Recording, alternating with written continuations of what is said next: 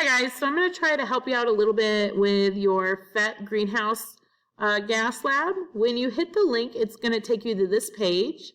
Go ahead and click on the play button there, and you'll see this come up. And then you have to wait. And we're waiting, and still waiting. There we go, something's happening.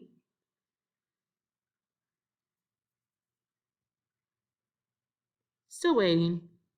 All right, so once this opens up, the first part of your lab, you're starting on glass layers. So if you're up here at the top, you're going to click glass layers. And then you're going to follow the directions. It's going to ask what the little different colors are, which is over here in your legend. Here's your number of glass panes over here. You got a thermometer over here, so you have Kelvin and Fahrenheit. So you're going to manipulate this, and you can change the speed at which these guys are moving. If you need to slow it down, you're more than welcome to slow it down.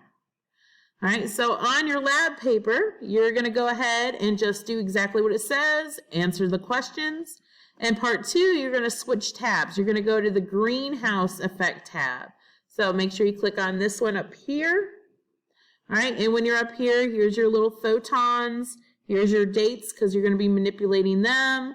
Here's your greenhouse gases right down here that are there.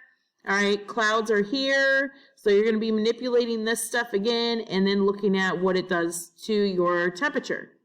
The last part of your lab, after you do this part, is going to be looking at your greenhouse gases. Oh, no, not that part. Last page. Okay, so we're going to be using the photon absorption tab. So going back up here, here's photon absorption.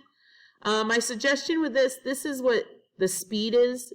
Keep this real low to make your life easy. And here is your greenhouse gases there. So I'm going to do, this is methane. And what you're looking for is you're going to count 20 of these. So you got to keep track of 20. And then every time it wiggles, make a mark on your paper. All right, so if I start right now, there'd be 1, I'd make a mark. That'd be 2, and I wouldn't make a mark. 3, make a mark. 4, no mark.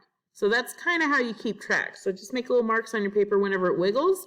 That means it's absorbing it. And so the different greenhouse gases are going to absorb photons at different rates.